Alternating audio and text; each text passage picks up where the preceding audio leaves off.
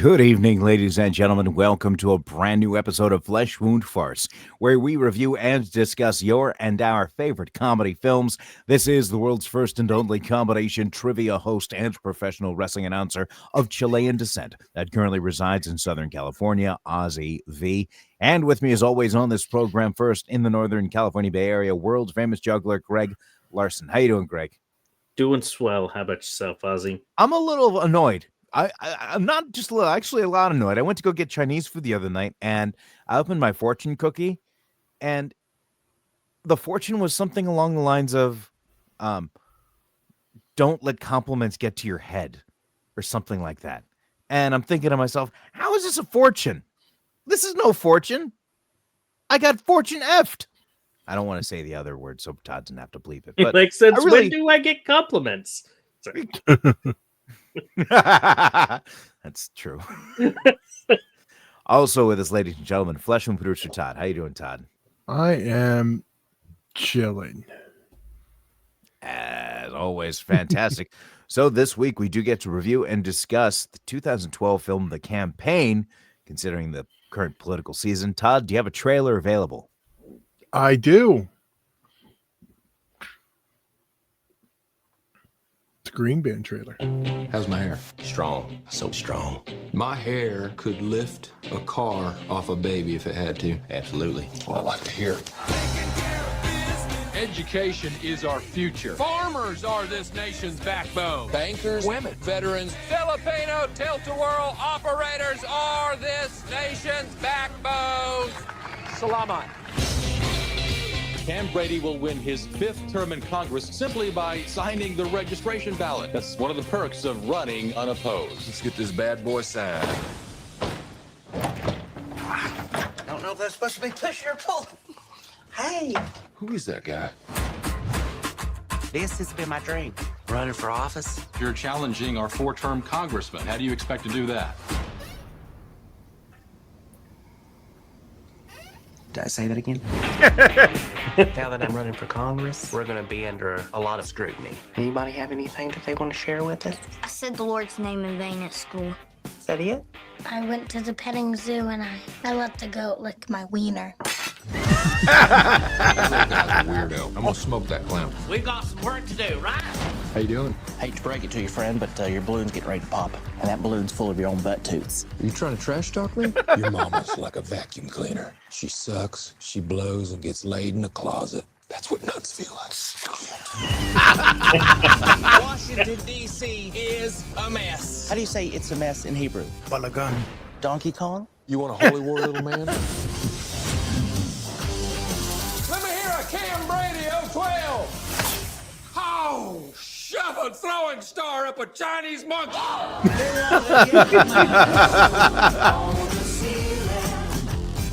I refuse to lose, and I will win. This dog has a lot of fight in him. Marty Huggins? What do you got there? Is that a crossbow? Oh, back up now! Gentlemen, we've got some babies to kiss. That's my baby to kiss. First baby. Is anyone asking how my hand feels after punching that iron-like jaw of that baby? And that was the trailer for The Campaign, released on August 10th, 2012, rated R with a runtime of 85 minutes. Written, well, with the story coming from Chris Henshey, Sean Harwell, and Adam McKay, with the screenplay coming from Chris Henshey and Sean Harwell, directed by Jay Roach, starring Will Ferrell, Zach Galifianakis, Jason Sudeikis, Dylan McDermott, also featuring John Lithgow and Dan Aykroyd. Initial thoughts on this movie.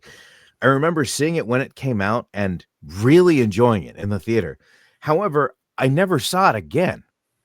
It just never came up. So this was actually only the second time I've ever seen it. And I feel it aged quite well, not only because of the subject matter, but I think Jason Sudeikis, because at the time the movie came out, he wasn't really as well known. Now that you've had his horrible bosses and Ted Lasso, especially, when watching it, you feel for that character, like you're more invested with that character as well. So there's just like, it feels more of like a fuller movie, I guess.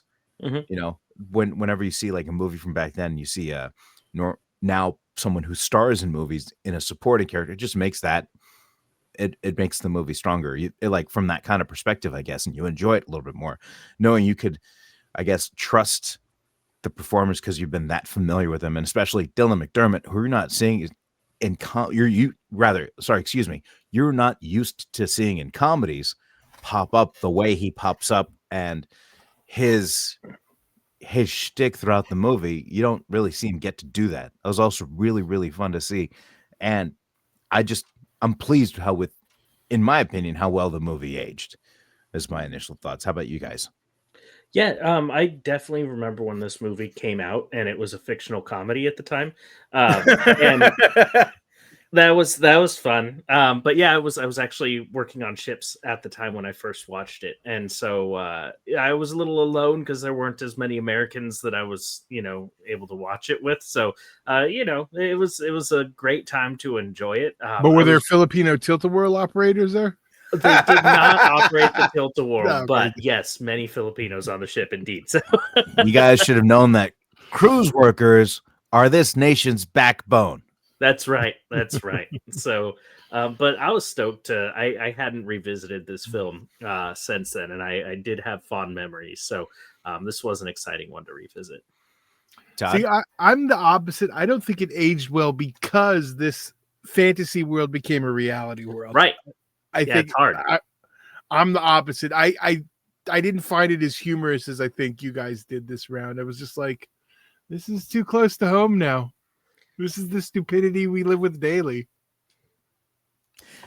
It is, but I think that's the purpose of like making a film like this is to like. I make get it that, just but like, it doesn't hit like Idiocracy does now. I can still laugh at that. This is just because it's too grounded, I think. They punched a baby. I was gonna say, Could you not see tomorrow on the news Trump punched a baby? I just like how you use Nazi and Trump in the same sentence. Right.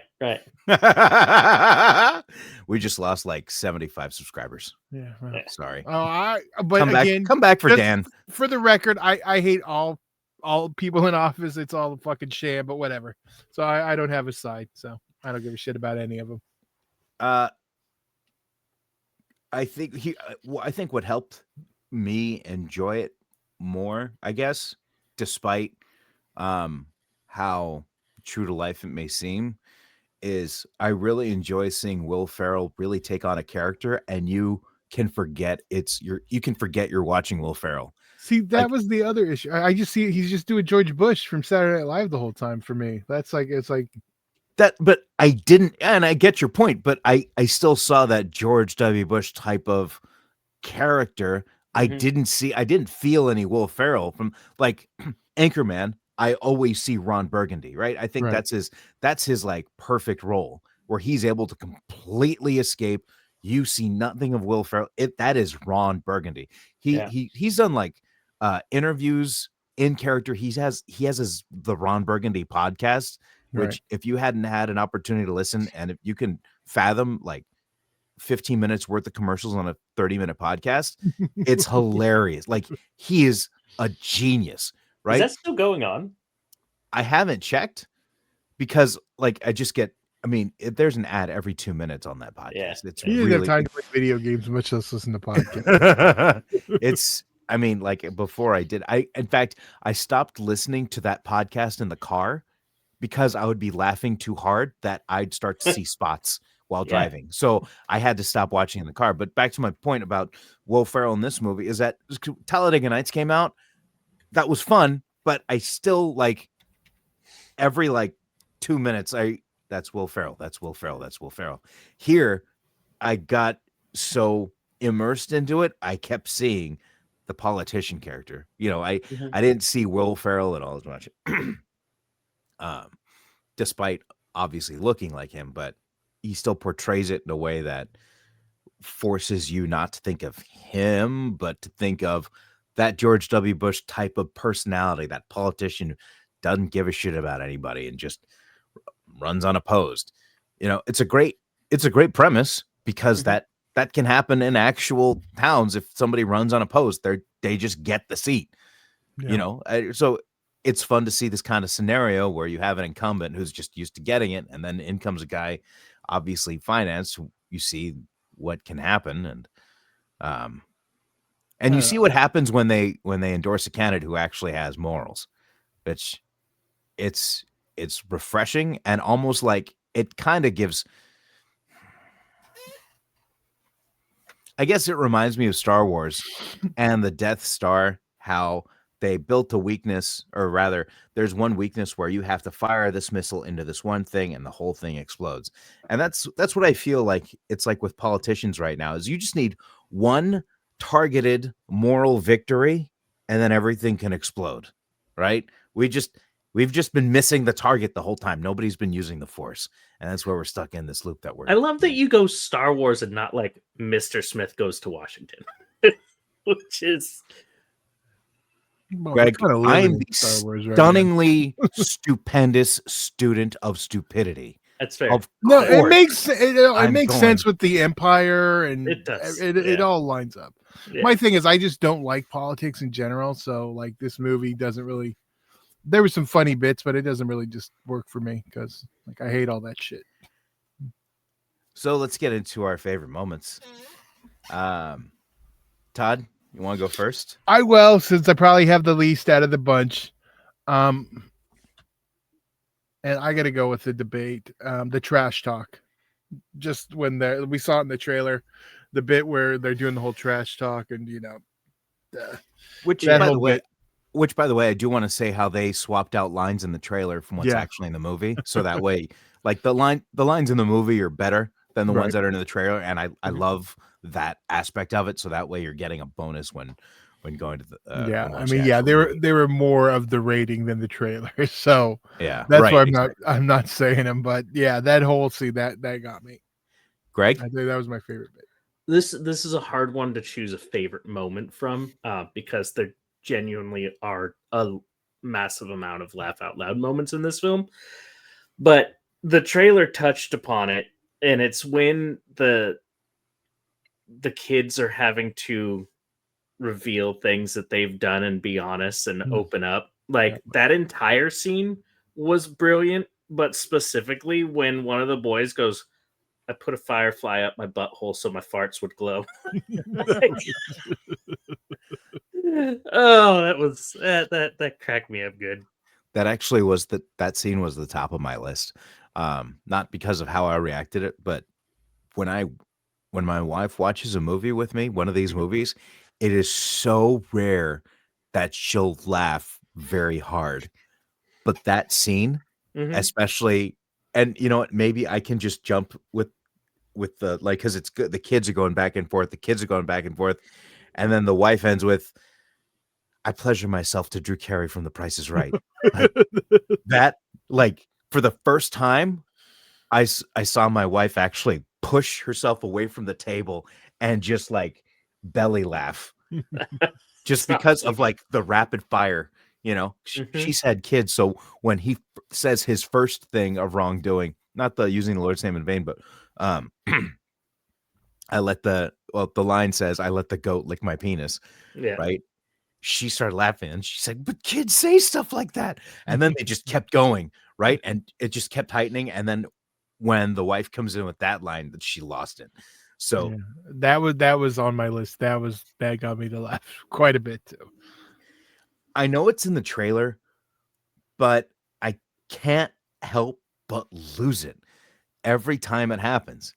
It's the punching of the baby. Yes. Also the punching of something else that I'm not going to mention, just in case, you know, because it's not just that, but I love the following news stories of like the CNN and the NBC, like just using the replays of it and just to highlight it over and over again and just kind of let you mesh reality with fantasy. I know this movie might be a little bit too much reality right now, but just to see something so ridiculous be meshed in to like the real world was very fun to see. Because like not only the acts of the punches themselves, but the news coverage afterward is hilarious. The cherry on top is, well, they took it out of context. What he said. The only thing it was missing to make it today was everyone putting it. Well, that baby was asking for all the people on the street putting over the behavior. Yeah. That's true. Well, we don't know what the baby did. Right. Maybe the baby did something. Baby How about was your part guy? of MS-13. I am surprised nobody took "Get my son to call you daddy." Next page, I F your wife. But that also goes into his like portrayal of the character, his performance rather, is that it like that delivery of that line, like because it came from a place of like true, like it wasn't Will Ferrell trying to be funny. That was that character actually pissed off. Yeah. Right. And I remember when I first saw the movie, I didn't like I didn't like that response of what he did. And then, the actual affair happening, like kind of didn't sit well with me. But when I didn't really pay enough attention or didn't really feel it when it's like, you get my son to call you dad, like that, that is such a level of anger that he's at. So when he delivers a line that's so ridiculous, but it comes from a place of anger, that's where it's like magic and gold, It's not just somebody trying to be funny. It's like, this is somebody who's genuinely pissed off, but he's saying something really ridiculous. Yeah. I can relate. And people can relate. Yeah, for sure. Anytime you mess with someone's family, whether you upset them or, get them in bad situations, like every person can relate to that situation. So it made a real moment from a great comedy. It's a real moment with a response that you would never hear from anybody. Yeah. And it's those clashing of moments where it's like ketchup and French fries. You're not going to put French fries in your mouth and then ketchup in your mouth. You put the ketchup on the French fries and then enjoy it together in your mouth. Right. I don't know if that's clip that video, Todd. That's gotta be used. Well, I never do that. I put my French fries in the ketchup. Then I don't put my ketchup on the French fries. I'm not a psychopath, and I don't want. Okay, you know what? You say I'm not a psychopath, whatever. But if you've ever been to a swap meet, or like, okay, so I used to frequent the Santa Fe Spring swap meet before the ice raids. Before they started to round up people, but they would give you French fries in a cup, right? Like a little like water cup. They would put French fries in there, so I'd be walking around the swap meet and I'd want ketchup on my fries with my fries, but I wouldn't have a place to put the ketchup. So I just got used to putting the ketchup on the fries. And my hands would get a little bit dirty, but no big deal. That's where I got the idea of ketchup on the French fries instead of just dipping. It's a matter of convenience. That's it. So the one situation when you have to do it and you have no other choice is what you're going to use as your example. But I didn't mind it. Okay. That's the thing. I didn't be like, oh, I'm never doing this again. Like, it's not so bad. Well, I've never seen you when we've gone out to eat pour the ketchup on your French fries. Is all I'm saying. That's because I always have to ask for a side of 1,000. Oh, that's true. And if I could just pour the 1,000 on my fries, I'd probably do that. That's why I like animal fries. Excuse me. I do gotta admit, sometimes breaking out of the mold can learn some. You can learn some things. I will tell a deep dark secret. Baked potato, I will cut them in quarters, and I will pick it up like a fry. It's just an unfried fry. I don't need to use a fork or anything. You can just nom on that stuff, man. You don't need to mess with anything. So try it. You put in butter? How do we do this? Oh, it's already got butter on it. That's already gotcha. in there. But you can like quarter it and then hand food. That's actually really brilliant because when you order, you come off as somewhat sophisticated as ordering a baked potato instead of French fries. But then when the potato comes, you just make your own French fries. That's right. I like it. Screw the class system. Get this fork out of here. Now, getting back to the movie, I think we just finished up our favorite moments, so we are going to look into our critiques right now. Todd, since you kicked us off with favorite moments, let's hear. I think I already gave all my critiques. It's just that it's a political movie is your biggest critique. It's not my it's not politics aren't my thing, so but like there's funny bits throughout it. It's just the main story I'm kind of like which is unfortunate because that's the main story. Is there anything that you would like if given the option you could tweak like in any particular scene. Does that make sense? Yeah, no, it is what it is for me. It's like, yeah, there's nothing really I can point out and be like, because I think he's just George W. Bush. That kind of is like the thing. I get it. He's doing a type, but yeah, I have my issues with this one. Gotcha. Greg? Yeah, this one, I'm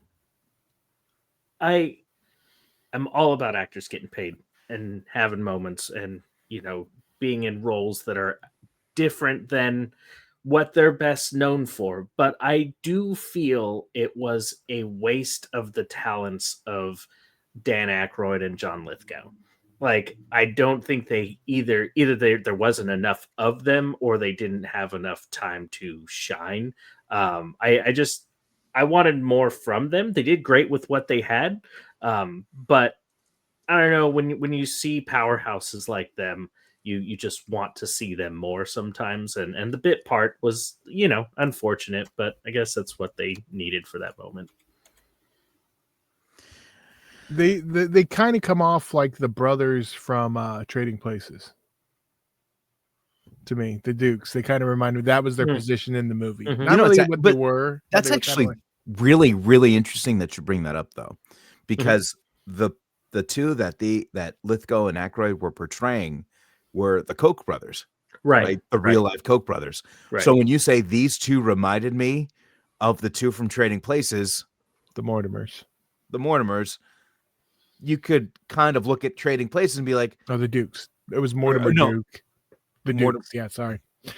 It's fine. I know, semantics. It's been a while, but point still stands is that you could look at Trading Places and then think of those two characters of the Kochs in your mind, and you could see them placing a bet with each other about, hey, what if we hire this homeless guy and then put this rich guy on the street? Like, you could, because of their interviews and what they've done and said and all this other stuff, you can see those characters also being in Trading Places. So I think that's very interesting that you brought that up. Yeah. And maybe that was like, because I couldn't find any I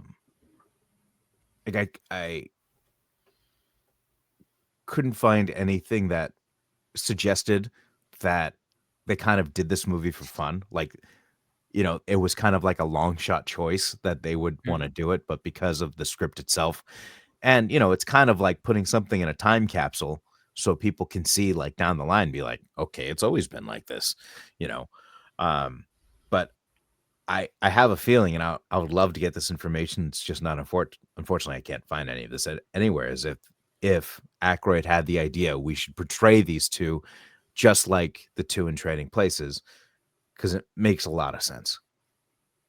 Although you say it's a time capsule, but it was also a premonition. No one ever said anything about rigged voting booths, as far as I know of, until after this movie was made.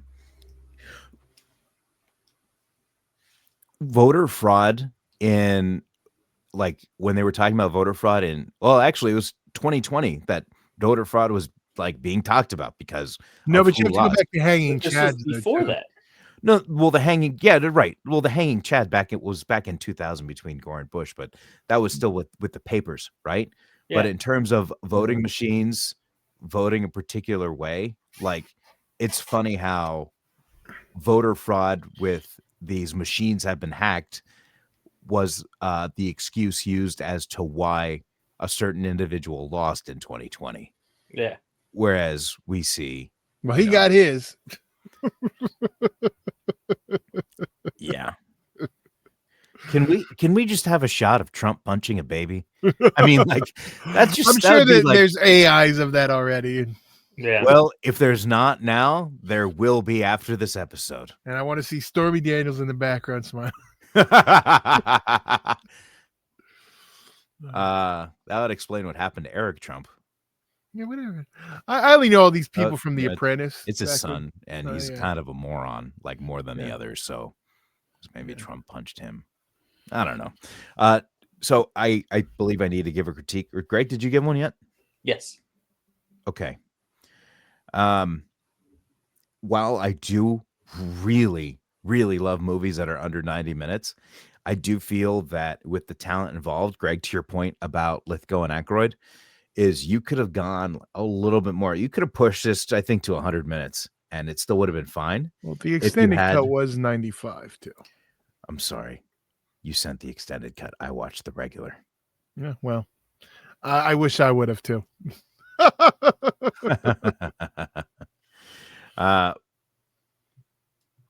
So, okay. Well, then I need to watch the extended. That was my mistake. I misread which version we were doing. That's all right. My bad. But in terms of theatrical, it left me wanting more.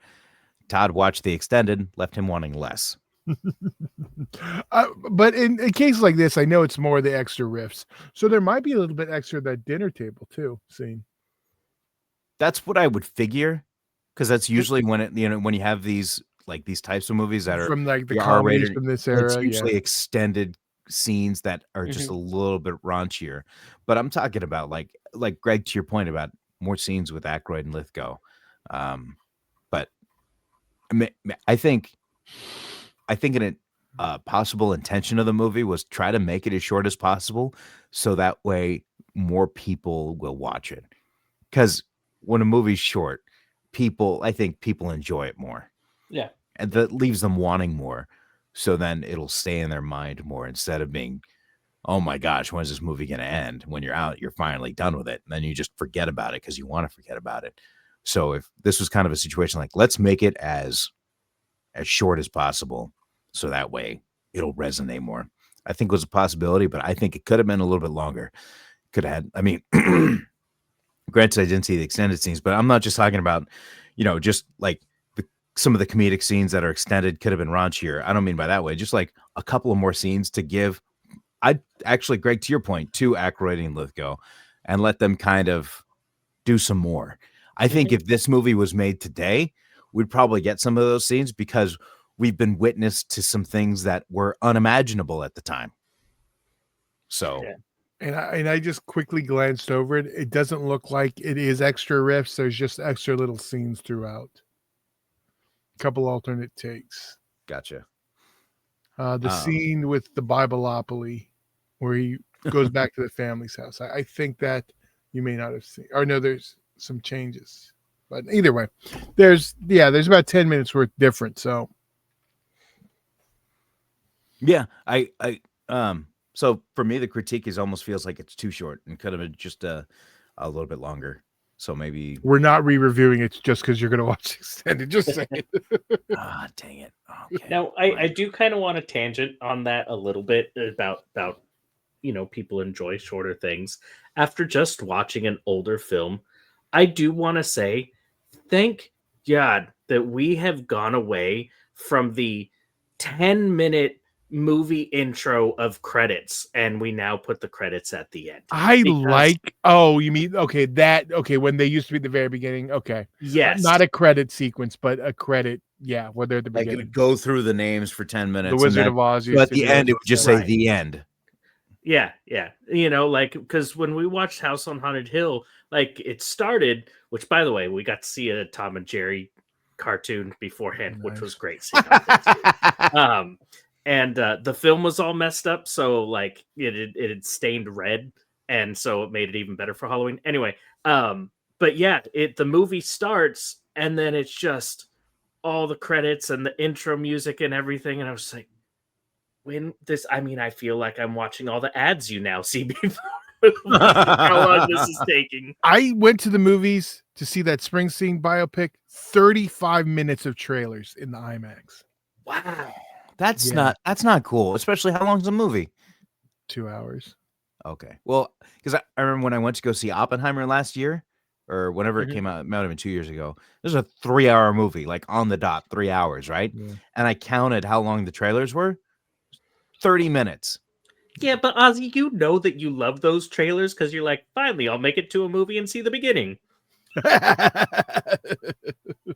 To your point, I actually timed myself to come in 20 minutes after the start time. That's fair. And then I saw 10 more minutes of trailers. Yeah. It's almost like, okay, we got to make sure Ozzy sees the beginning. So let's just put in some more trailers.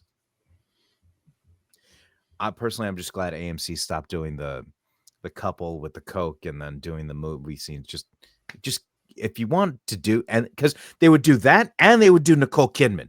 like do one or the other. Now, what I mean, It like the depends last few theater times, to theater. Sometimes well, you get the both. last Sometimes you get one. I think I can't remember if it's Tustin or Puente Hills likes to cut Nicole short, like the shortest amount of time, because I swear it's hilarious. Where before it used to be her like 2.5, 3 minute intro about movies, and then when I go to, I'm pretty sure it was the Puente Hills AMC, it would be like condensed to the There's point a to new where, shorter version. well, no, even before, like there used to Uh, be like, because like with the original one that were Heartbreak feels good in a place like this. The greatest of all of them. Yeah, that one. whatever. I stand up and salute when it comes on. Yeah, okay. So, but there was a line where she would say it was something about magic, and said because It's here magic. it's magic, whatever, and there'd be a long pause. However, what I noticed at Puente Hills is that there would be no pause, and it's almost like they went in and like spliced the pause out, and were able to seamlessly just go straight from, because here they are, and I almost wanted to stand and applaud at that point, because I mean, you have 30 I minutes. can't of watch trailers. movies unless You have, Nicole tells me Heartbreak feels good in a place no, like this no, before it no, starts. you don't need. I 30 cannot minutes of watch movies trailers, without that. then Nicole Kidman, then the two Coke couple people, and then like, oh, look at us, how fancy Dolby is, or oh, look at us, how fancy IMAX. It's better than Regal. Their commercials Oh my, are horrible. no, Regal, And they serve you absolutely Pepsi. terrible. That is But nothing will ever huge be fault. as good as "Let's all go to the lobby." Sorry, goat of all no, time. it's GOAT because it's 20 seconds But now I'm Yeah, gonna go because back they to what actually Greg- want you to go to the lobby. Yeah, I'm gonna go back to what Greg was saying about the credits at the beginning. And it didn't matter then, because that's when people just went to the movies whenever. No one looked at start times. You just went, saw the movie from where you got there, then waited and watched the beginning. So it didn't matter where the things were. Interesting. Thank Hitchcock for making you go to the movies at the start time. That was always with Psycho. I don't think we gave ratings yet, so let's We kick that haven't. off. yeah. Todd? Oh, me first? Yeah. I'm going to be generous. I'm going to give it a 2.5. I'm in the middle. Holy Toledo. Okay. Wow. Greg? You know, when I first saw this, it was a 5. But to Todd's point earlier, it hits too close to home in a lot of ways now. So it's a little bit harder. Still very funny, but it's frustrating. So I'm gonna go a 4.5. You know, it's still really funny. So here's the interesting thing is, I guess I'm like kind of like that. I don't want to say, part of me doesn't want to say this out loud, but kind of like that Joker aspect. Like some people just want to watch the world burn. Yeah. I love when movies highlight stuff like this. And like, when people say, oh, that hits too close to home, be like, yeah, it does. Yeah. You know, it's because it came out before all of that. Like, and so like that's what makes it beautiful, is that you had people saying like, hey, if we keep going on this trajectory, this is what's going to happen. And it happened. You know, it was a movie that predicted something that was going to happen, and it actually happened. But I don't think that's what it was trying to do. I don't think it was trying to predict the understand that. absurdity. I think what it was trying to guidebook. do, I think what it was trying to do was try to change people's minds. Yeah. However, the result is giving an effect that is equal to a history book. And right now, history is being rewritten in our schools. So a movie like this, to show something like this, and you could actually look at its timeline and be like, huh, this is interesting. So look at the timeline. It was 2008 when I think, when Citizens United was passed. And that actual act and bill was mentioned in the congressional hearing at the end of the movie. Yeah. And it's almost like saying, hey, this is how messed up things are going to happen because of this one thing. And then lo and behold, it did happen. I'd be very curious to know, from that passing to pen to paper on the script, because obviously it probably took a couple years for this to be, you know, written, filmed, you know, produced.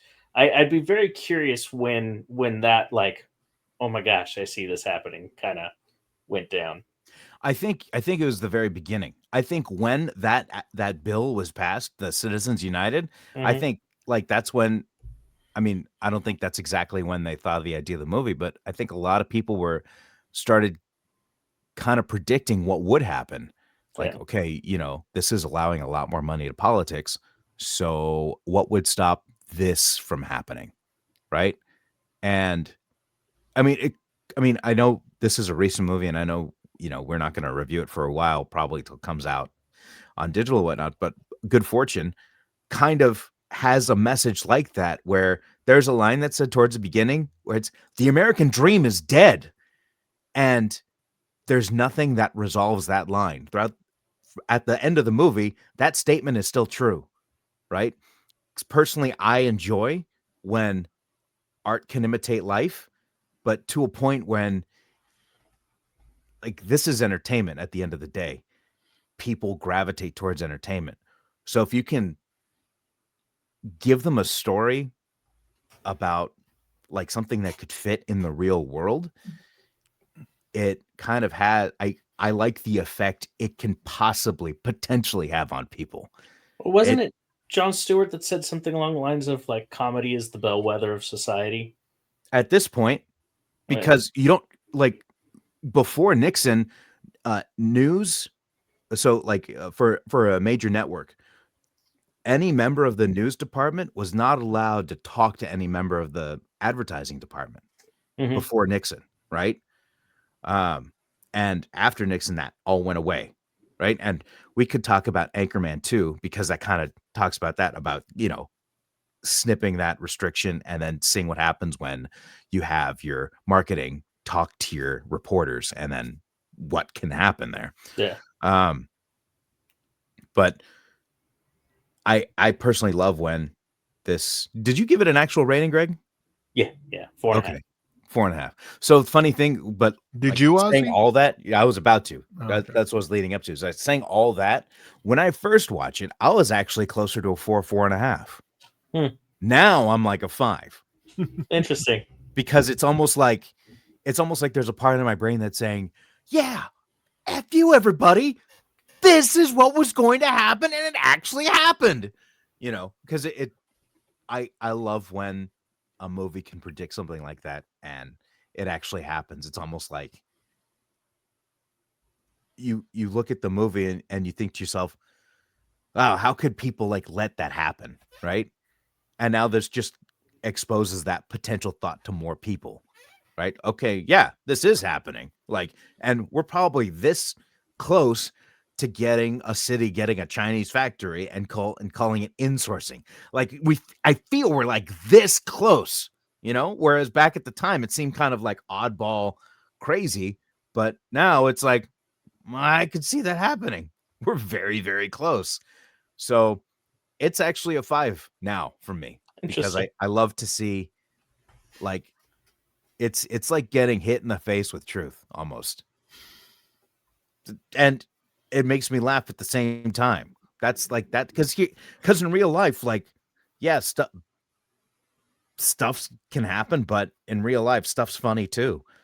I mean, the president had an affair with a porn actress and tried to pay her off. Like, that's funny. And then And then tries to get rid of all the hookers on Figueroa. Go fig. And this whole thing with the Epstein Island, and then her saying that his penis looks like a mushroom. Like it feels like we're living in this world that this movie created, and I just like it when it highlights, like, yeah, stupid people are in charge and this is what's going to happen, or greedy people are in charge. This is what's going to happen. So that's why I felt it aged well. And it helps that you have Jason Sudeikis there as kind of like a I'm not familiar with Ted Lasso, but you can feel the genuineness in his heart towards the end of the movie, like when he realizes this isn't right. And with Ted Lasso, everything that I've heard about Ted Lasso is that the amount of heart it has is great. And a lot of people love it because of its heart. But I think that's something to be said for Jason Sudeikis' performance, because towards the end of the movie, when he gets like really genuine and knows like this isn't right, like he just kind of has this way of like delivering it where it's like, oh man, yeah, this guy, like, really cares. There's an earnesty about him, and what even at the end where Will Ferrell's like, yeah, and you're looking great. What are you doing? He's like, Yeah, I went back to drinking. So, it's like, it was still an honest, great moment. But yeah, no, his character was phenomenal. Yeah, so it's a 5 for me. I'm gonna put this into my rotations. I'm gonna see this every few weeks, I think, just because I got a huge kick out of it. This is definitely gonna be one I'll be listening to while driving. Because I mean, the lines. Actually, I take that back. I gotta think about that because I don't want to crash over laughing too hard. Fair. Sir, why did you crash into this other vehicle? Okay, so I was listening to the campaign.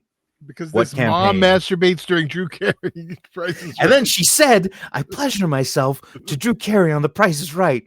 And then I could just imagine the cop being stone-faced and like, sir, I've never even heard of that movie. Because Or the cop's like, sir, obviously Bob Barker's the better choice.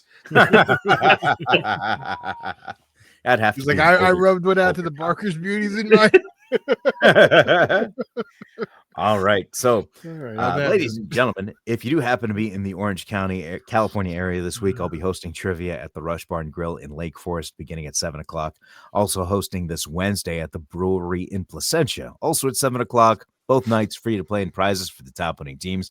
Come on out and have some fun. You gentlemen have anything else before you head out for the evening? I hope your Lake Forest fans don't watch this episode.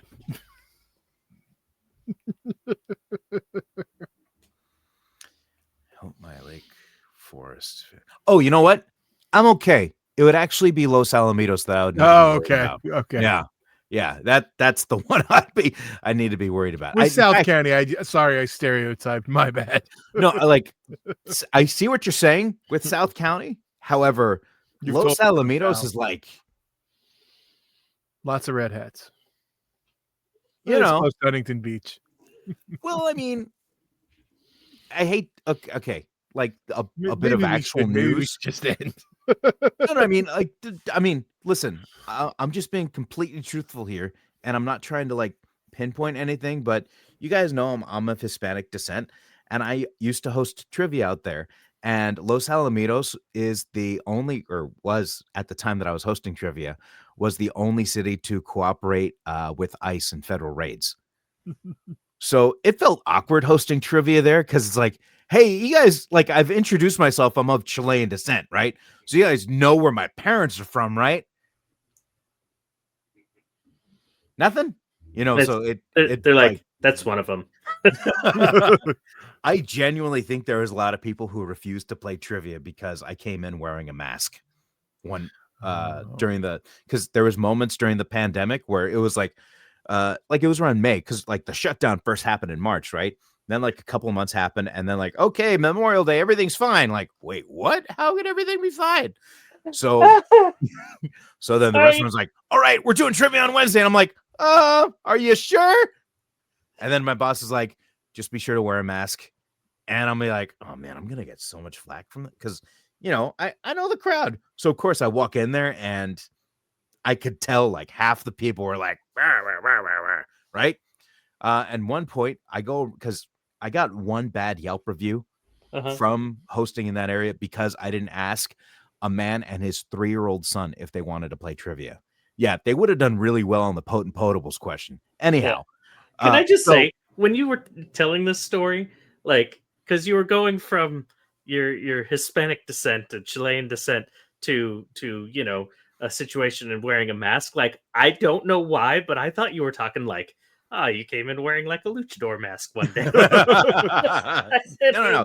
This was like in May, June 2020 when they like temporarily lifted the lockdown, and I was hosting trivia, and I remember wearing this mask, and because that one Real, I go to every single individual at a venue and will ask them if they would like to play.